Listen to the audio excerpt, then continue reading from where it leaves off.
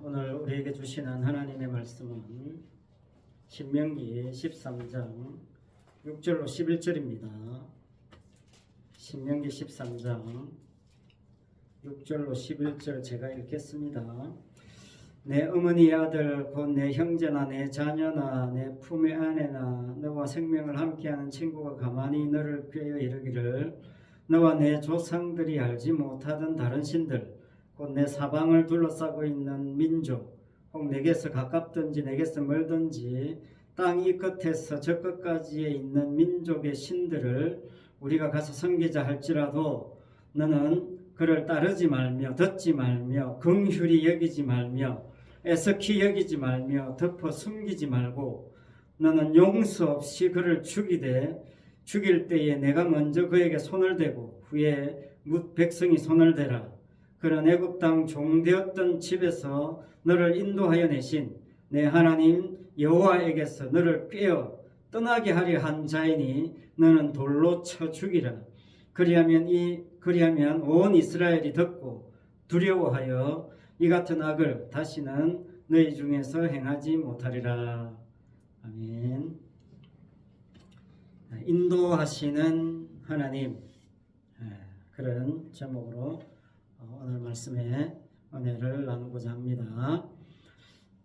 인간에게 있어서 가장 큰 오락, 가장 재미있는 게임, 그게 뭘까요? 여러 가지 많이 있겠지만 가장 본질적이고 핵심적인 게임, 놀이, 그것은 인간이 신이 되는 놀이입니다.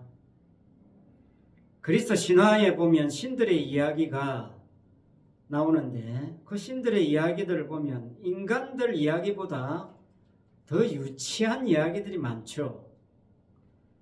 이게 무슨 뜻이냐면 신들을 인간 취급하는 거지요. 한마디로 신들을 인간과 별반 다를 바 없는 모습으로 그리고 있다, 그 말입니다. 그게 무슨 말이냐면 신들을 인간화시키면서 인간을 신격화시키겠다, 그런 의도가 깔려 있는 거죠. 그래서 신화 이야기는 신들의 이야기처럼 보이지만 사실은 인간들이 신이 되고 싶은 마음을 담아내고 있는 이야기다, 그렇게 보시면 됩니다. 결국 인간들은 내 마음대로 할 수 있는 놀이를 찾아서 헤매는 것이 그게 인생이고 신화고 종교입니다. 인간이 자기 마음대로 하고 싶다는 이런 사고방식, 이 사고방식이 언제부터 시작됐습니까? 창세기 3장 이전에는 없었던 사고방식입니다. 내 뜻이 없었을 때, 그때가 사실은 진짜 복이고 그때가 진정한 자유의 상태죠. 그런데 내 뜻을 따로 챙기겠다, 이거 문제가 발생한 겁니다. 사단이 깨운 거죠. 사탄의 그 사탕 발림에 진짜 자유를 상실한 겁니다. 내 뜻대로 한다는 것이, 할 수 있다는 것이 자유가 아니라 오늘 본문에서는 그것을 오히려 종이라고 표현하고 있습니다. 애굽 땅 종되었던 집, 그 애굽 땅을 종이라고, 애굽 땅에서의 삶을 종의 삶이라고 규정하고 있다는 거죠. 당시에 애굽 땅은 당대 가장 번성한 도시입니다. 고대 이집트 문명은 모든 분야에 있어서 문자나 농업, 도시화, 건축, 문화, 종교, 사회, 정치 할 것 없이 모든 분야에서 동시대의 타 지역보다 압도적인 발전을 이룬 곳이에요. 그야말로 풍요의 전성시대를 애굽 시대에 누리고 있었다 하는 것입니다. 쉽게 말하면 너무 살기 좋은 곳이라서, 너무 환경이 좋아가지고 이사 가고 싶은 곳, 1순위가 애굽이라는 것입니다. 자기 꿈을 이루고 자기 미래를 계획하고 개척하기에 너무나 좋은 조건들을 갖춘 곳이다. 그 말입니다. 그런데 하나님의 시각은 달라요. 그 화려한 애굽에서의 삶을 종의 삶으로 규정하고 있습니다. 이 하나님의 시각을 어떻게 할 것입니까? 받아들일 수 있겠습니까? 세상에서 가장 번영한 도시에서 잘 먹고 잘 살고 있는데 거기에서 탈출한다? 거기에서 스스로 빠져나온다? 그건 상식 밖이죠. 제정신이 아닙니다. 아무도 그 애굽에서의 삶을 나 종살이하고 있어 이렇게 생각하는 사람은 한 사람도 없다 그 말입니다. 그런데 하나님은 그렇게 보는 거예요. 하나님은 애굽 땅 종되었던 집이라고 규정하고 있습니다. 모든 사람들이 어떻게 생각하겠습니까? 내가 믿는 하나님이 이렇게 축복하셔가지고 내가 믿는 신이 축복해 주셔가지고 이렇게 애굽의 번영을 이루었다. 그렇게 생각하는 거죠. 그래서 더 거기를 사랑하고 더 그곳에 애착을 가지고 열심히 거기서 살아가고 있는 겁니다. 그런데 거기서 빠져나온다? 아무도 그런 생각을 못하고 있죠. 누구나 다 거기 들어가고 싶어 하는데 그래서 하나님이 사용하시는 방법 뭡니까? 자기 백성들은 핍박을 받게 하십니다. 핍박을 받게 하셔서 핍박에 못 견뎌서 그럼 이 핍박 벗어날 수 있는 길이 있다면 그래서 그냥 따라 나오는 겁니다. 이것이 자기 백성을 인도하시는 하나님의 방식이죠. 자, 그런데 거기서 빠져나왔는데 만약에 누군가가 나 여기서 삶은 너무나 힘들다. 그 옛날 애굽에서의 삶이 그립다. 다시 돌아가고 싶다. 애굽에서 섬기던 신은 너무나 풍요로운 신인데 이 광야에서 이게 무슨 개고생이냐? 그렇게 해서 다시금 애굽으로 돌아가고자 한다는 사람들이 있다면 자기 가족일지라도 하나님은 긍휼이 없는 용서 없이 죽여버려라. 그렇게 이야기하고 있는 것이 오늘 본문 말씀이에요. 여러분 이 오늘 본문 말씀 어떻게 이게 이해가 되십니까? 감당할 수 있겠습니까? 여러분 우리는 진실로 하나님의 인도하심을 받을 그런 마음의 자세가 되어 있을까요? 진실로 하나님의 인도하심을 기뻐할 수 있을까요? 화려한 애굽을 버리고 척박한 광야에서의 삶으로 인도하시는데 그 기뻐할 수 있을까요? 아무도 기뻐한 사람이 없다. 그게 광야 삶 아닙니까? 누구나 전부 다 원망했다. 그게 광야잖아요.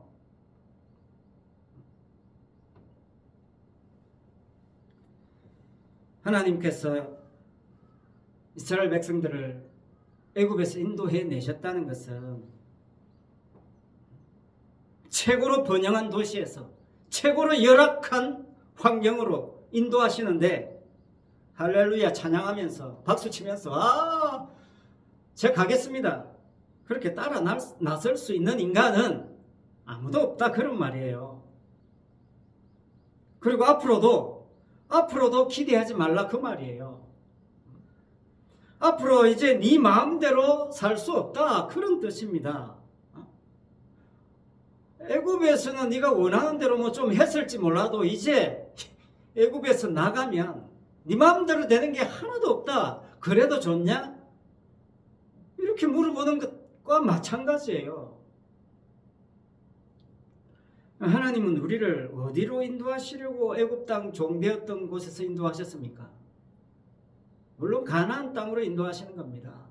광야를 통과해야 되지만 광야를 통과해서 가나안 땅 들어가면 가나안 땅은 애굽 땅처럼 그런 곳입니까? 그렇지 않습니다. 가나안 땅은 어떤 땅이냐면 가나안 땅은 약속의 땅이고 그 약속의 땅은 하나님의 땅이고 하나님의 땅이란 말은 하나님의 집이라는 거예요. 하나님의 집에 자기 백성을 하나님이 인도하시는 겁니다. 그런데 그 하나님의 집의 속성, 그 하나님의 집에 들어가게 되면 어떻게 되느냐? 그 하나님의 집은 하나님의 영광만 가득한 곳입니다. 그 하나님의 집은요, 하나님의 이름만 충만한 곳이에요. 그 하나님의 집에 들어가면 내 이름 없습니다. 내 영광 없어요. 그 집이 하나님의 집입니다. 우리를 그런 집으로 인도하시는 거예요. 내가 뭐 좀 영광 받아 보겠다고 한다면 그 집 못 들어갑니다. 들어가도 못 견뎌요. 하나님은요, 하나님의 영광에 조금이라도 흠집이 나는 것을 용납하시는 분이 아닙니다. 그래서 오늘 본문 말씀에서 긍휼히 여기지 말라는 거예요. 하나님의 영광에 흠집 낸다? 사정없이 죽이라는 거예요. 이거 어떻게 감당하겠습니까? 소위 그 번영신학이라는 것이 있습니다. 들어보셨겠죠? 번영신학. 그러니까 물질적인 축복을 하나님의 뜻이라고 주장하는 거죠. 물질의 풍요로움은 하나님이 축복해서 내가 이 풍요로운 것이다. 그 물질 축복을 가지고 내가 이렇게 신앙생활 잘하고 있다 라는 증거로 사용한다는 겁니다. 그래서 자신의 신앙의 정당성을 봐라, 내가 이렇게 부자잖아, 풍요롭잖아, 이건 하나님 잘 믿어서 하나님 복 주셔서 그런 거야, 이렇게 주장하는 사람들이 번영신학자들입니다. 그래서 이 번영신학을 주장하는 사람들은 주로 은사주의자들이 많은데 그 지도급에 있는 사람들은 굉장히 호화스러운 삶을 삽니다. 왜? 하나님 축복하셨으니까. 뭐 개인 비행기를 갖추고 어마어마하게 넓은 땅에 저택을 짓고 호화스러운 삶을 누려요. 여러분, 이 땅에 머리 둘 곳조차 없었던 예수님을 이용해서 자신은 화려한 삶을 사는 이것이 과연 진짜 하나님의 축복인지 하나님의 인도하심인지, 여러분, 이건 사실 고민거리도 못 되는 겁니다. 중요한 것은요, 복음은 없고 종교심으로 충만한 그 화려한 애굽의 삶을 축복이라고 여기지 않고 하나님은 종살이로 규정하고 있다는 겁니다. 이 하나님의 안목을 우리 주목해야 됩니다. 성도는 하나님의 안목과 같은 안목으로 세상을 바라볼 줄 아는 사람이거든요. 성도는요, 성도들끼리 마주보면서 지지고 볶는 것이 성도가 아니라요, 성도들은 그냥 같은 방향을 함께 쳐다보는 사람이 성도예요. 하나님이 보시는 관점을 같이 바라보는 사람이 성도다, 그런 말입니다. 그 유명한 시편 24편 3편 아시죠? 시편 23편 다윗의 시편입니다. 여호와는 나의 목자시니 내게 부족함이 없으리로다, 이렇게 시작합니다. 여호와께서 우리의 목자가 되셔서 우리를 인도하시니까 부족함이 없다는 겁니다. 이 시편 암송도 하고 좋아하지요. 이 시편 말씀도 믿죠. 여러분도 다윗과 같은 마음으로 이 시편 고백합니까? 여호와는 나의 목자시니 내게 부족함이 없으리로다. 정말 지금 부족함이 없습니까? 다윗이 왜 부족함이 없다고 했을까요? 다윗이 뭐 번영신학자라도 되는 것처럼 다윗이 온갖 권력을 다 누리고 왕의 자리에서 부귀영화를 다 누려봤으니까 부족함이 없다, 이렇게 이야기하는 걸까요? 천만의 말씀입니다. 왜 부족함이 없다고 하느냐면요, 하나님이 우리를 인도하시는 우리의 목자가 되셨다는 것은 하나님이 나를 위해서 우리를 인도하는 것이 아니라는 것을 다윗이 너무나 잘 아는 겁니다. 이걸 다윗이 알아요. 이게 이 시편의 가장 중요한 부분입니다. 하나님은 우리를 위해서 우리를 인도하는 것이 아니라 하나님 자신을 위해서 우리를 인도하신다. 이게 다윗의 고백이에요. 저와 여러분의 만족을 위해서, 저와 여러분의 행복을 위해서, 저와 여러분의 부족함이 없는 화려한 삶을 위해서 하나님이 우리를 인도하시는 것이 아닙니다. 우리의 목자가 되신 것이 아닙니다. 시편 23편 6절에 보면 집이 나옵니다. 오늘 집 나와요. 여호와의 집이 나와요.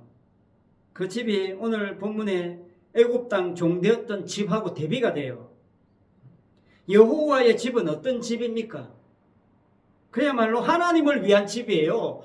하나님의 집은 하나님의 이름이 걸려있는 집이다 그 말입니다.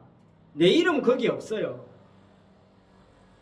시편 23편 3절입니다. 내 영혼을 소생시키시고 자기 이름을 위하여 의의 길로 인도하시는도다. 누구 이름을 위하여? 자기 이름을 위하여. 하나님 자신의 이름을 위하여 우리를 소생시킵니다. 우리를 의의 길로 인도하십니다. 왜? 하나님 자신의 이름을 위하여, 하나님 자신의 영광을 위하여, 하나님 자신의 집을 위하여 우리를 인도하시는 겁니다. 우리 이름 위함이 아닙니다. 나를 풀밭에 왜 누이십니까? 쉴만한 물가로 우리를 왜 인도하십니까? 하나님 자기 이름을 위함입니다. 주의 지팡이와 막대기가 나를 안위하십니다. 왜? 하나님 여호와의 자기 이름을 위함이에요. 저와 여러분 이름 빚내시려고 하는 거 아닙니다. 우리 이름은 없습니다. 나는 없는 거예요, 거기에. 그렇기 때문에 왜 부족함이 없으리로다 말씀하는 겁니까? 부족함 따질 자격이 없다 그 말이에요, 우리는. 그런 측면에서 부족함이 없는 겁니다. 나는 부족함 따질 그런 위인이 못 됩니다, 하나님. 그런 위인을 의로 인도하시다니요. 그저 감사한 것밖에 없죠. 그런 나를 하나님의 집에 넣어주시다니요. 너무나 감사합니다. 이게 시편 23편이에요. 그래서 시편 23편 5절에 보면 기름을 내 머리에 부으셨다고 했어요. 기름을 내 머리에 부으셨다. 이게 절정입니다. 기름을 부으니까 어떻게 됩니까? 머리에서 부으니까 온몸을 타고 흘러서 바다로 번져서 흘러내리는 겁니다. 기름이 나를 덮친 거예요. 나를 덮어버린 겁니다. 기름이 나를 없는 상태로 만들어버리는 거예요. 기름이 뭡니까? 기름은요, 제물의 희생과 관련이 있어요. 제사를 드릴 때 기름을 함께 드리게 되어 있습니다. 놀랍게도 인류 역사상 처음으로 예배를 드렸던 그 아벨의 제사, 제사 한 번으로 그냥 죽게 되었던 아벨의 제사, 그 아벨의 제사에서 아벨이 드린 제물에 기름이 있었어요. 아벨은 양의 첫 새끼와 그 기름으로 드렸더니 하나님께서 받으셨는데 아벨은 죽었어요. 내 이름 없는 겁니다. 아벨 없는 겁니다. 이게 기름이 하는 일이에요. 기름이 아벨을 덮어버린 거죠. 제물의 희생만 충만한 상태라는 겁니다. 그걸 가지고 히브리서에서는 믿음이라고 이야기하는 거예요. 내가 드린 것이 아니라 제물의 희생이 나를 덮쳐서 나를 하나님의 집으로 인도하셨다. 그게 믿음이에요. 그래서 시편의 특징이 뭐냐면요, 시편 전체가 그 전체 흐르는 핵심이 뭐냐, 내가 이렇게 했더니, 내가 이렇게 기도했더니, 내가 이렇게 바쳤더니, 내가 이렇게 충성했더니 하나님이 이렇게 해주셨습니다. 이걸 강조하지 않아요. 반대입니다. 시편의 중심을 흐르는 핵심이 뭐냐면, 주님이 나에게 어떻게 이렇게 하셨는지 나는 이해할 수 없습니다. 주님이 나에게 이렇게 하셨습니다. 나 같은 인간에게 어떻게 주님이 이렇게 하시지요? 감사합니다. 찬양합니다. 영광 돌립니다. 이게 전부예요. 시편 1편 복 있는 사람은 그렇게 시작하지요. 시편 150편 마지막에 여호와를 찬양할지어다 할렐루야 이렇게 끝납니다. 그래서 시편 뭡니까? 복 있는 사람은 여호와를 찬양할지어다. 이게 시편이에요. 하나님께서 하신 일을 찬양하는 것, 그게 복 있는 사람이다 그 말입니다. 그 말이에요. 이 결론입니다. 이게 전체를 흐르는 핵심이에요. 중심 사상입니다.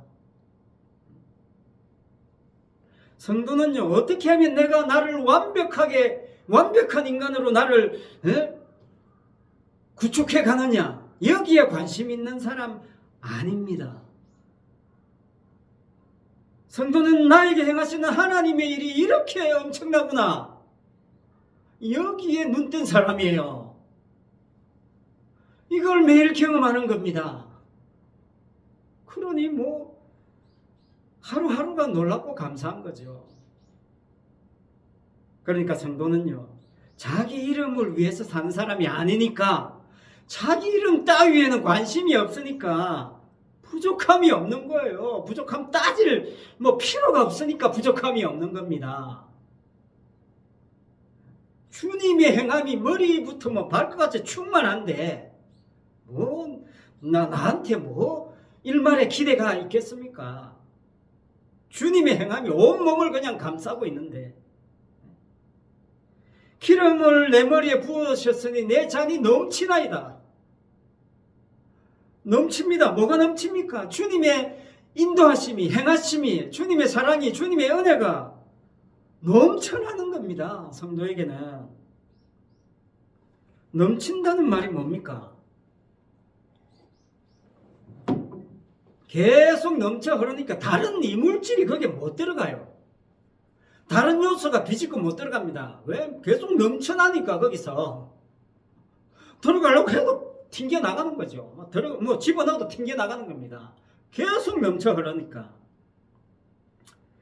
기름을 부어서 내 잔이 넘쳐 흐르는, 그게 뭡니까? 주님이 하신 일입니다. 주님의 은혜예요. 그 주님의 행함에 하나님은, 그 하나님의 집에서는 내 종교심, 내 행함, 내 의 1도 첨가되지 못하게 한다. 그게 넘치는 거예요. 그게 하나님의 은혜가 넘치는 겁니다. 그래서 부족함이 없는 거예요. 성도는 자기를 생각해 보세요. 부족한 거 투성이잖아요. 그런데 주의 은혜가 넘치니까 부족함이 없는 겁니다. 내 인생은 이 세상살이에서 부족한 것으로 넘치지요. 그렇지만 내 마음은 주님의 은혜로 넘친다는 겁니다. 그 주님의 은혜가 넘치는 경우에 한해서 하나님은 영광을 받으시고 하나님의 이름이 높이 영광 받으시는 겁니다. 그래서 결론은 뭡니까? 그래서 주님의 인도하심을 받는 사람은 뭡니까? 걱정할 게 없단 말이죠. 이제 내 뜻 고집할 필요가 없구나. 내 뜻 내세울 거 하나 없구나. 내 뜻대로 안 돼도 아무 상관없구나. 왜? 주님의 집에 있고 거기서 주님의 은혜가 넘치니까 내 속에서 내가 원하는 대로 안 돼도 아무 문제가 없구나. 이게 부족함이 없는 상태예요. 이게 다윗이 깨달은 겁니다. 하나님의 집으로 성도를 인도하시는데 뭐가 문제되겠습니까? 하나님이 집에 들어가는데 거기서 나는 왜 이렇게 못났고, 나는 왜 이렇게 키가 작고, 나는 왜 이렇게 못생겼고, 나는 왜 이렇게 가난하고, 나는 왜 이렇게 아프고, 이 고민 해봐야 무슨 소용이 있습니까? 아무 의미 없는 거예요. 내 뜻대로 안 돼도 아무 걱정할 게 없구나.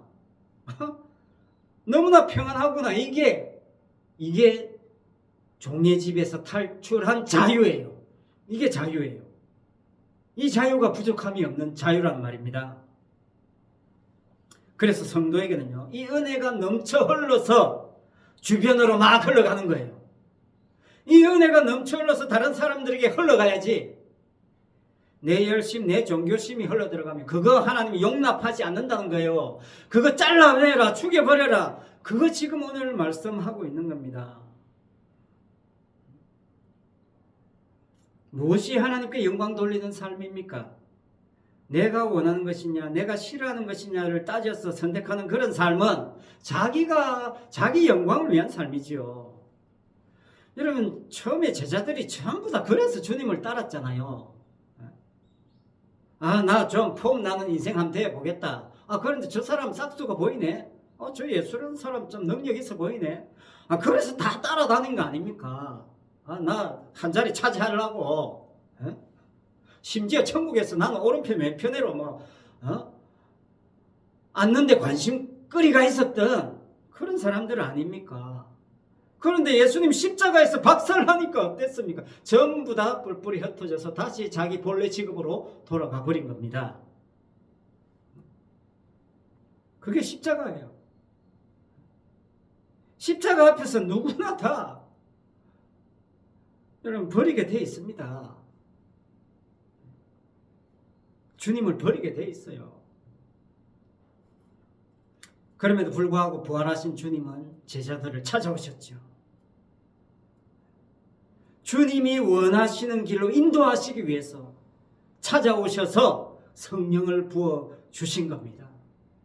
그래서 제자들이 주의 인도하심을 따라 살아가는 그런 신령한 사람들이 됐어요. 택한 백성을 인도하시는 하나님은 어떤 하나님이십니까? 자기 백성을 십자가로 인도하시는 분이에요. 화려한 도시를 꿈꾸는 그런 길로 인도하시는 분은 아닙니다. 백성들이 원하는 대로 해주는 신이 우상이에요. 그 우상신을 지금 잘라버려라, 박살내버려라, 죽여버려라. 지금 그 말씀하고 있잖아요. 내가 원하는 삶을 살기 위해서 하나님의 도움을 구하는 그런 삶이 우상의 삶이에요. 그 삶 잘라내버리고 주님이 인도하시는 대로 살아가는 삶을 사는 사람이 그 삶이 어떤 삶이었든지 간에 그런 삶을 누리는 사람이 진정한 자유한 사람, 부족함이 없는 신령한 성도다, 그 말입니다. 사람들은 환경에 관심을 가져요. 풍부에 취했냐, 가난하냐, 좋은 옷을 입고 다니느냐, 좋은 것을 먹느냐, 건강하냐, 병약하냐, 늙었냐, 젊었냐, 전부 자기에게 관심 있는 거죠. 전부 그게 그냥 이 세상에 관심 있는 겁니다. 여러분, 사람이 시간 지나면 다 똑같아져요. 다 똑같이 병들고 똑같이 꼼짝 못하게 돼 있습니다. 걱정 안 해도 그냥 가만히 있어도 늙어서 병들어서 죽게 돼 있어요. 내가 내 마음대로 안 되는 때가 옵니다. 지금 내가 내 마음대로 되는 것 같지요? 곧 옵니다. 내 마음대로 안 돼요, 인간은. 절대 내 뜻대로 안 됩니다. 내 마음대로 안 돼요. 시간차가 조금 있을 뿐입니다. 그러니까 내 마음대로 안 되는 삶에 너무 속상하게 생각하지 마세요. 당연한 겁니다, 이 세상은. 그냥 주님이 인도하신 대로 살면 돼요. 최윤선님에게 허락받지 않았지만 최윤선님 이야기 잠깐 하겠습니다. 이사를 가셨지만 이사 가면서 더더욱 이제 성신교회와 깊은 관계를 맺게 됐습니다. 제 설교 블로그에 이렇게 답글을 달았어요. 외국에 이사 들어갈 때만 해도 제가 성신교회에 발걸음을 하게 될 줄은 꿈에도 몰랐는데 주님의 인도하심이 있는 것 같습니다. 세상이 좋아져서 이렇게 온라인으로 얼마든지 소통하고 설교도 들을 수 있으니 참 감사하지요. 목사님 언제나 응원드리며 기도해 주셔서 감사합니다. 이렇게 답글을 달았어요. 최윤선님, 그래서 제가 주목하는 것이 뭐냐면 최윤선님이 있어서 성신교회가 고려 대상이 아니었습니다. 어국에 이사 올 때 성신교회 바라보고 온 거 아닙니다.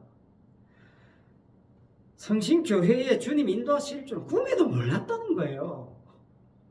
전혀 관심이 없었던 곳입니다. 최윤서님이 이제 자기 블로그에도 성신교회를 소개하기 시작했습니다. 이렇게 소개했어요. 비록 낡은 상가에 있는 볼품없는 작은 교회지만 화려하지 않지만 주님이 사랑하시는 교회입니다. 겉만 보고 판단하지 말자. 온라인이든 오프이든 새신자 대환영합니다. 말씀이 살아있는 성신교회로 오세요. 이렇게 소개하고 있습니다. 우리는 성신교회에서 이렇게 신앙생활하고 있는 우리는 이런 전도 못하고 있죠. 그동안 말씀이 있는 살아있는 교회로 오세요. 이런 전도 못하잖아요. 우리가 정작 우리 자체는 성신교회가 주님이 사랑하시는 교회이고 말씀이 살아있다는 겁니다. 저는 이런 분이 한 분 계신다는 이 사실에 정말 모든 영광 하나님께 돌립니다. 이보다 더 놀라운 축복이 어디 있습니까? 아니, 화려하고 삐까뻔쩍하고 수십만 명 모임이 뭐합니까? 말씀이 살아있는 교회라는 이 한마디, 저는 이걸로 충분하지 않습니까? 이걸로 부족함이 없는 겁니다. 교회가.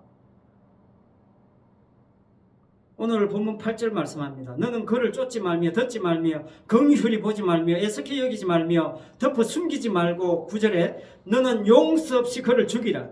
용서 없이 그를 죽이라. 누구 이야기하고 있는 겁니까? 부모 자식 관계 지금 이야기하고 있는 겁니다. 지금 오늘 본문에서는 부모 자식 형제 자매, 부모 자식 간에 복음을 모르는 부모 자식들이 있잖아요. 가장 가까운 가족 관계, 단지 복음을 모르고 예수님을 믿지 않는다고 우상을 섬긴다고 용서 없이 죽일 인간이 누가 있습니까? 평생 고생하면서 자기를 키워준 부모를 우상 섬긴다고 죽여요? 말도 안 되죠. 그래서도 안 되는 겁니다. 실제로 그러라는 말씀이 아니에요. 무슨 말이냐면 인간은 하나님의 말씀 그 어느 말씀도 자기 힘으로 지킬 능력이 있는 인간은 없다 그 말이에요. 이 말씀을 내가 지킨다? 웃기지 말라는 거예요. 신땡땡이라고 천지 분간을 못하는 땡천지라는 집단이 있어요. 자기들은 말씀을 가감하지 않고 지키고 있다는 겁니다. 얼마나 신적인 존재가 되고 싶었으면 말씀을 지킨다고 몸부림치고 있냐 이 말입니다. 참 불쌍한 겁니다. 종살이 하고 있다는 걸 몰라요. 자유 아닙니다. 억압당하고 있는 거예요. 인간이 예수를 믿어요. 말씀을 지켜요. 십자가에 달려서 죽은 죄인을 믿습니다. 할 수 있어요. 어린 반푸너치도 없는 이야기입니다. 십자가에서 모든 인간 다 돌아섰잖아요. 모든 인간들이 거부한 십자가를 나는 믿는다? 불가능한 겁니다. 안 된다는 거예요. 그래서 주님이 인도해 주시지 않으면 못 믿는다는 뜻입니다. 주님이 은혜 베풀어 주시지 않으면 안 된다는 뜻을 지금 강조하고 있는 겁니다. 내가 믿는다는 것은 내 능력이 아니고 주님의 인도하심 덕분이라는 거예요. 데살로니가전서 3장 5절입니다. 주께서 너의 마음을 인도하여 하나님의 사랑과 그리스도의 인내에 들어가게 하시기를 원하노라. 바울이 이렇게 기도하고 있습니다. 하나님의 사랑과 그리스도의 인내가 뭡니까? 십자가 복음 이야기하는 겁니다. 복음에 들어간다는 것은 주님이 우리의 마음을 인도하셔야 가능하다는 겁니다. 제발 주님이 좀 인도하셔서 여러분도 십자가에 좀 가까이 가시기를 바랍니다. 그런 기도하고 있습니다. 오늘 말씀의 결론이 뭡니까? 내 현실 환경 변화에 초점을 맞추지 마시고 주님의 인도하심의 시선을 고정시키라. 결론입니다. 내 환경이 내가 원하는 대로 되는 것을 위해서 주님의 인도하심을 구하지 마시고요. 그것도 주님이 하실 겁니다. 때로는 좋은 환경 주실 수 있고 때로는 뭐 별로 마음에 안 드는 환경도 주실 수 있습니다. 그때마다 그냥 감당하면 되는 거예요. 중요한 것은 내가 그리스도의 인내에 십자가의 복음에 가까이 가고 있는지를 점검하라는 겁니다. 이거 점검하라는 거예요. 그게 인도하심입니다. 오늘 말씀은 하나님께서 자기 백성을 진짜 종살이 쪽내고 이제 쪽내자 참 복음 안에서 자유함을 누릴 수 있도록 인도하시겠다는 하나님 자신의 약속입니다. 내가 그렇게 만들겠다. 하나님 자신의 다짐이에요. 십자가만 보는 인생 되도록 내가 너를 그렇게 만들겠다. 힘들어도 따라와라. 이 이야기 지금 하고 있습니다. 우리 주님 예수 그리스도의 그 인도하심으로 말미암아 이 땅에 임한 하나님의 집, 그 하나님의 집에서, 교회에서 하나님을 영화롭게 하는 복된 삶을 살게 해주시는 그 주님의 그 은혜에 감사 찬송하는 삶이 머리끝부터 발끝까지 온 세상 끝까지 흘러 넘치시는 성도의 삶을 누리시기를 바랍니다. 기도하겠습니다.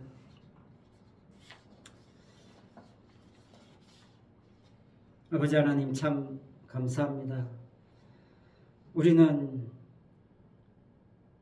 만족하지 못하는 종살이를 하고 있던 사람들인데 주님이 그 종살이에서 빼내 주셔서 이렇게 참 자유한 복음 안에서의 이 풍성한 기쁨, 이 은혜를 누릴 수 있는 이 축복 주심을 참으로 감사합니다. 이 영광스러움을 우리가 하나님의 집에서 마음껏 누리게 하여 주시옵소서. 이 복된 은혜를 온 세상 땅끝까지 흘러내려 보낼 수 있도록 아버지 하나님 우리가 끊임없이 하나님의 그 기름 부으심으로 충만한 성도의 삶이 되게 하여 주시옵소서. 감사를 드리며 예수님 이름으로 기도드리옵나이다. 아멘. 이 찬송 388장입니다.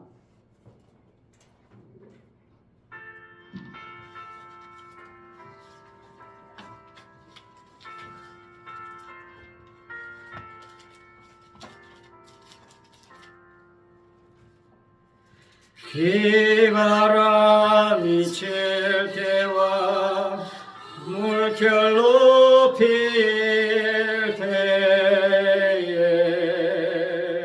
사랑 많은 우리 주 나를 품어주소서.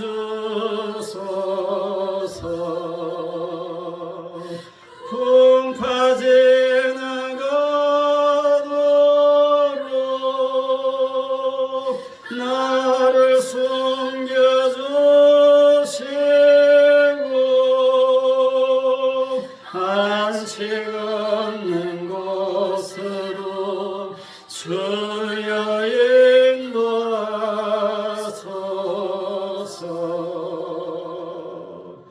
나의 영혼 피할 때 예수밖에 없으니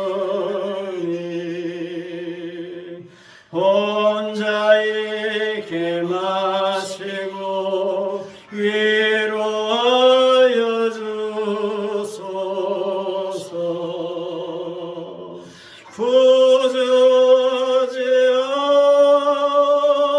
않고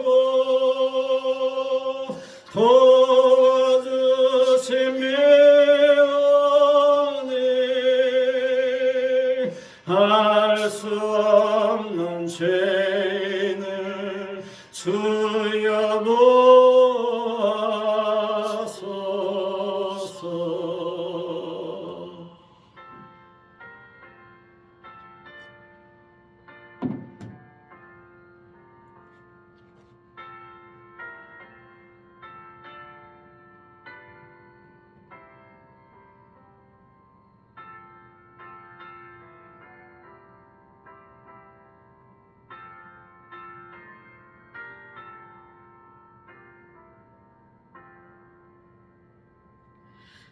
전능하신 예수께 나의 소원이 있으니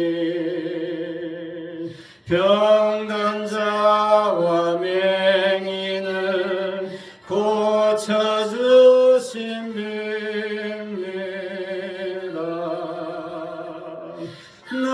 나에게는 죄악이 가득하게 찼으나 예수께는 진리와 은혜 충만하도다.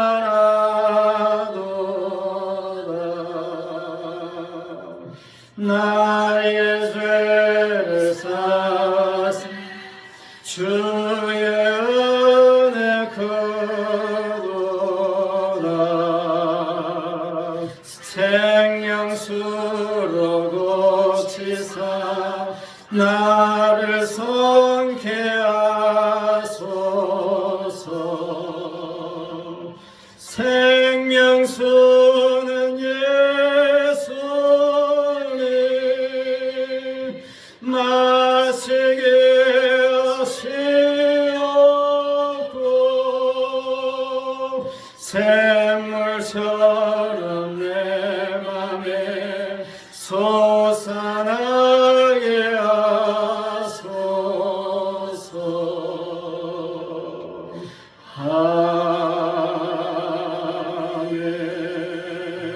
아멘. 기도하겠습니다. 이제는 택한 백성을 죄의 종로로 타는 집에서 인도하시기 위하여 십자가에 죽으시고 부활하사 교회의 머리가 되신 우리 주 예수 그리스도의 은혜와 우리를 하나님의 집으로 인도하시기 위하여 참 목자이신 예수 그리스도를 이 땅에 보내주신 우리 하나님 아버지의 크신 사랑과 선한 목자 되신 주님의 인도하심을 따라 부족함이 없는 삶을 누리게 하시는 그 성령님의 감화 감동 위로운 교통하심과 충만하심이 우리 모든 성도들과 자녀들 위해 성신 아파트와 주변 지역에 있는 택한 백성들 위해 항상 함께 있을지어다. 아멘.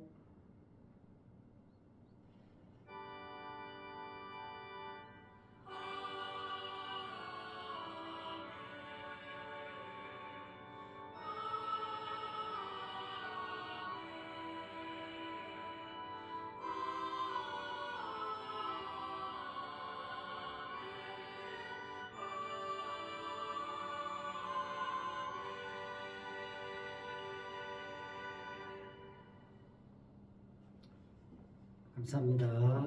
예배를 마칩니다.